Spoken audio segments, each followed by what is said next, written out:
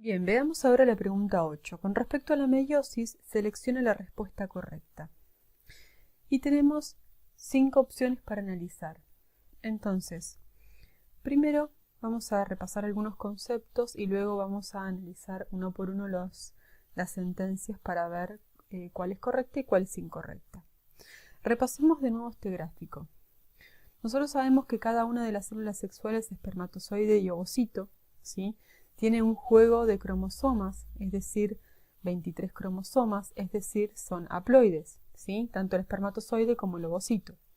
Cuando el espermatozoide fecunda el ovocito, se forma el cigoto, y este cigoto va a tener como producto dos juegos de cromosomas, es decir, 23 pares de cromosomas homólogos, es decir, 46 cromosomas, o dicho de otro modo va a ser diploide.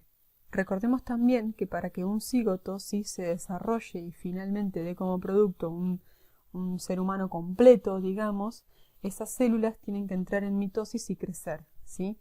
Y este proceso de mitosis se lleva a cabo en las células somáticas, que son todas las células del cuerpo humano, excepto las células sexuales y las células germinales que van a dar lugar a esas células sexuales, ¿sí? Entonces, en los testículos y en los ovarios es donde se lleva a cabo el proceso de meiosis para dar lugar a los gametos, ovocito y espermatozoide, ¿sí? Entonces, como vimos en la pregunta anterior, ¿sí?, en la pregunta 7, en el proceso de mitosis se parte de una célula diploide y se obtienen dos células diploides. Vamos a ver qué pasa entonces ahora en el proceso de meiosis, ¿sí?, donde lo que se obtienen son células haploides. Lo que tienen ustedes aquí es el gráfico que está en el libro Tórtora, que también explicó el profesor en teoría. Entonces vamos a repasarlo y luego vamos a ver un gráfico un poco más simplificado de la meiosis. Como ustedes saben, la meiosis se divide en meiosis 1 y meiosis 2 y a su vez cada una está dividida en 4 fases. Entonces, observemos esta figura.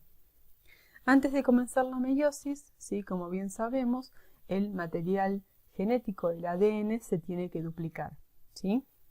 Entonces, lo que ven aquí es un cromosoma que está formado por dos cromátides hermanas. Bien, una característica de la meiosis es que los cromosomas homólogos, y acá tienen un par de cromosomas homólogos ya duplicado, cada cromosoma con su cromátide hermana, ¿sí?, forman lo que se conoce como tétradas, ¿sí? Se forma una sinapsis entre los cromosomas homólogos. Y otra característica de esta meiosis es que hay un entrecruzamiento entre cromátides no hermanas. Acuérdense que nosotros recibíamos un cromosoma de nuestro padre y un cromosoma de nuestra madre. Entonces ahora cada uno de estos cromosomas, ¿sí?, duplica su material. Entonces ahora cada uno de estos cromosomas tiene dos cromátides hermanas. Entonces ahora hay entrecruzamiento entre una cromátide materna y una cromátide paterna. Eso es lo que quiere decir esto de entrecruzamiento entre cromátides no hermanas. Bien, entonces hay apareamiento de los cromosomas homólogos y luego, ¿sí?, se separan los cromosomas homólogos, como pueden ver aquí, ¿sí? Y finalmente, entonces, lo que se van a formar van a ser dos células, ¿sí?, al final de la meiosis 1, pero estas células van a ser haploides, no van a ser diploides. Acuérdense, ¿sí?, que en la mitosis, al final de la mitosis, lo que se separaban eran las cromátides hermanas.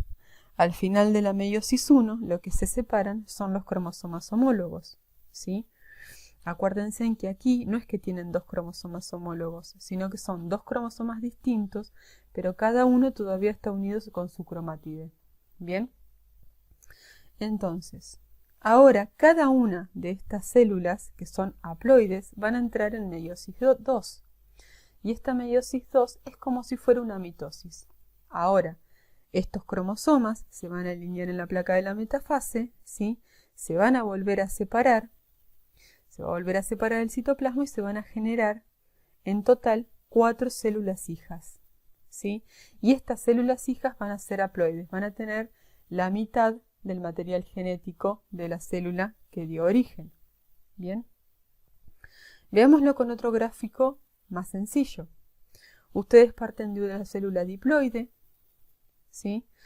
Como vemos acá tenemos un cromosoma paterno y un cromosoma materno. El material genético se duplica de cada cromosoma y por eso es que tenemos estas cromosomas que nos muestran con una cromátide hermana, con dos cromátides hermanas cada uno. Bien. Recuerden, como característica de la meiosis hay entrecruzamiento o crossing over, ¿sí?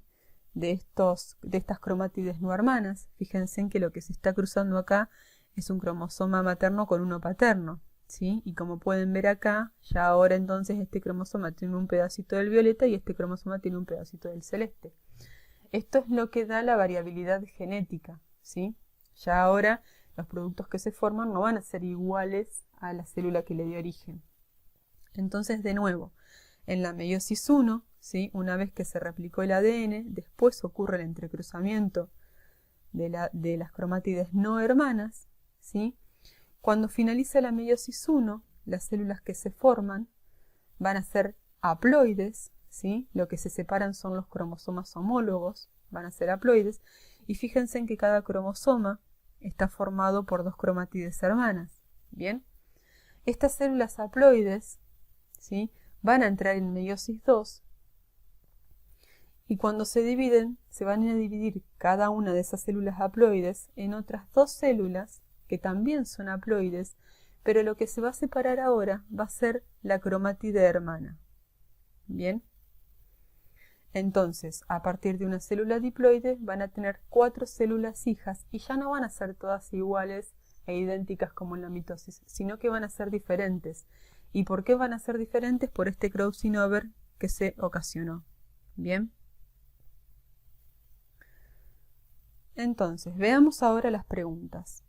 Al finalizar la meiosis 1, las dos células hijas tienen un conjunto haploide de cromosomas. Al finalizar la meiosis 1, obtenemos dos células hijas, ¿sí? que van a entrar luego en meiosis 2. Cada una de estas células hijas tiene un conjunto haploide de cromosomas, ¿sí? Es decir, tienen solo por ejemplo, tienen un solo cromosoma 2, ¿sí?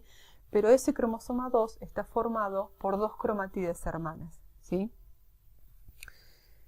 Entonces esta opción es correcta. B. Una célula que va a comenzar a dividirse por meiosis puede ser diploide o haploide. Fíjense, si una célula es diploide, ¿sí? y así como está, se divide en 4 células haploides, 46 dividido 4, no va a dar 23 cromosomas. Entonces, va a necesitar dividirse. Si es diploide, ¿sí? y se duplica, va a ser 46 por 2 dividido 4, ahí sí vamos a obtener 4 células hijas haploides, ¿sí? Si una célula, fíjense de partida, es haploide, es decir que tiene 23 cromosomas y se divide en 4, no va a dar 23 cromosomas al final, ¿sí? Entonces, esta respuesta es incorrecta. Veamos la opción C. Implica la formación de células haploides, por lo cual no es necesaria la replicación del ADN. De nuevo, implica la formación de células haploides. Esta es correcto, se forman 4 células haploides, pero sí es necesaria la replicación del ADN, por lo que estuvimos calculando en el inciso anterior. D. Durante la meiosis 2 se separan los pares de cromosomas homólogos formando 4 células hijas haploides. Fíjense, durante la meiosis 2 lo que se separan son las cromátides hermanas. Cuando comenzaban la meiosis 2 dijimos que teníamos células haploides, ¿sí? y que cada cromosoma estaba formado por dos cromátides hermanas. Al finalizar la meiosis 2 se separan esas cromátides hermanas y se forman 4 hijas haploides. Entonces esta respuesta es incorrecta. E se realiza con el fin de generar los ovocitos diploides y espermatozoides haploides. Esto es incorrecto. Como vimos, ¿sí? en el proceso de meiosis lo que se forman son tanto los ovocitos haploides, que van a tener 23 cromosomas, como los espermatozoides haploides, que van a tener 23 cromosomas.